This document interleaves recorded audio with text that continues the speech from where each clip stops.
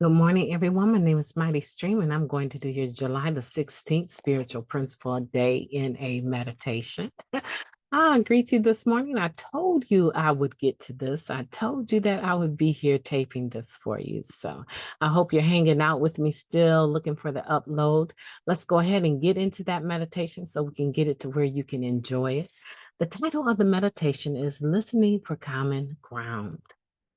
Oh, this sounds like it's going to be so deep. Let me sip my coffee real quick. Hold on.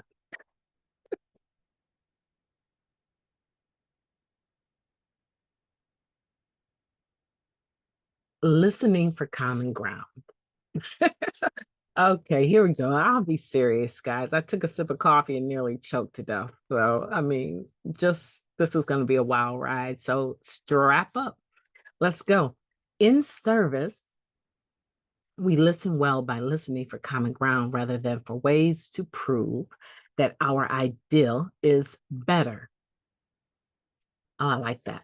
Guiding principles, tradition 4 in service.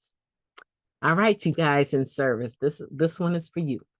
NA offers plenty of opportunities for us to learn how to do a better job of living in the world.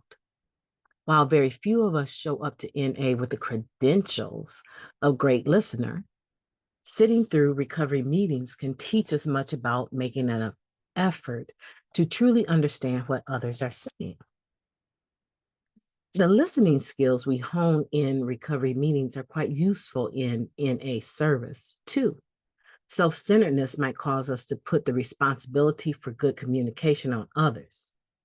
If they would just be clear, we wouldn't have to listen so carefully.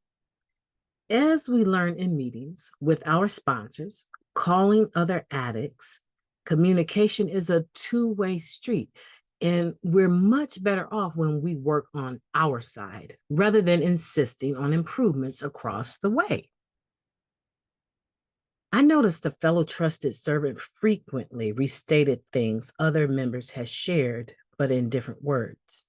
A member wrote, I got angry, thinking they wanted credit for everyone else's ideals. After a while, I realized that they were basically interpreting for themselves as they tried to understand what other people were saying. The service meetings take longer, but I think hearing things in multiple ways actually ends up being helpful. There are many ways we can improve our ability to listen in service. For example, not talking while others are talking can be practiced well in most recovery meetings. Other techniques, like asking others to clarify what they're saying, might be better reserved for service meetings. Sponsorship helps too, of course. A member wrote, my sponsor would say, what I hear you saying is. I started using that phrase in service, and soon my communication was improving dramatically. I typically have more in common with others than I may believe. I will listen for common ground with patience and gratitude. Okay, let's take a moment of silence, followed by the wee version of the Serenity Prayer. Moment of silence, please. Thank you. God, grant us the serenity to accept the things that we cannot change, the courage to change the things that we can, and the wisdom to know the difference. Just for today, please and thank you. What a powerful meditation, talking about listening for common ground. And I do like the fact that they have the experience of other addicts. One addict is saying, I used to get so angry in these service meetings because this one person always repeated what everyone else had just said in different words, and it made it seem like they were trying to take the credit. But in reality, what they were trying to do was make sense. I hate to say it, but make sense of the nonsense, right? To them, it was nonsense, and they were trying to make sense of it, and they were putting it in terms that they could understand. This particular addict had a switch of mind, a switch of heart. So instead of being frustrated with the person, they began to understand that, oh, this is how they listen. This is what they need to do to be able to make sense of what's being said. Why am I being so hard on them? And they stopped. The other example is of an individual that was, let's see,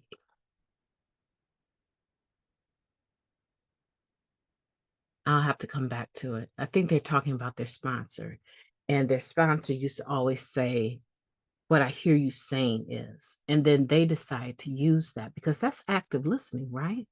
Letting the person know that is doing the talking to you that this is what you sound like. This is what I'm hearing you say. And if it's not correct, this is your opportunity to do what? Correct it.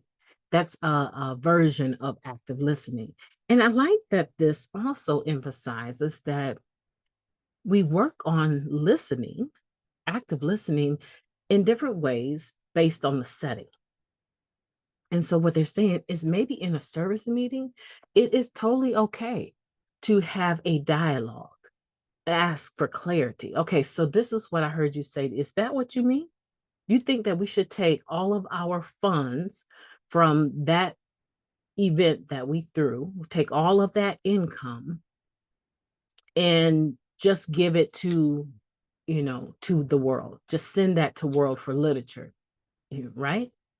Tag it just for literature or tag it for the next world convention. You want us to take all of our funds and do that. And we can barely pay rent, right? So that is a question that a person would be totally okay in a service meeting asking for clarity about what someone has said. That's just an example. I'm sure no group would actually ever do that. They would take care of their rent first because that's carrying message, right? But I'm just trying to give you an example. So now try that in a meeting.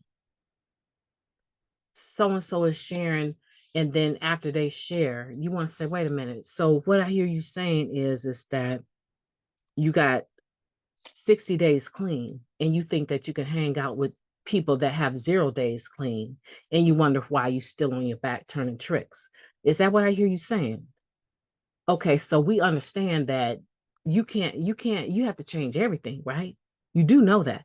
So that's sniper sharing, that's cross talking, right? You might be asking for clarity in a sense, but you already have it in your mind what they've said. That's not active listening, nor is it appropriate in a meeting. So in a meeting, you would be able to practice listening without responding. That would be more appropriate in that meeting. But in a service meeting, you're going to listen, but you also need to get clarity because what is decided upon, what's voted on, is going to impact NA as a whole in regards to that area, right? Do you understand what I'm trying to say? There's a time and a place for everything. There's a time and a place to decide which strategy, which technique of active listening for common ground to use. I think I've hit this very well. I won't even get into the grammatical structure of this particular meditation.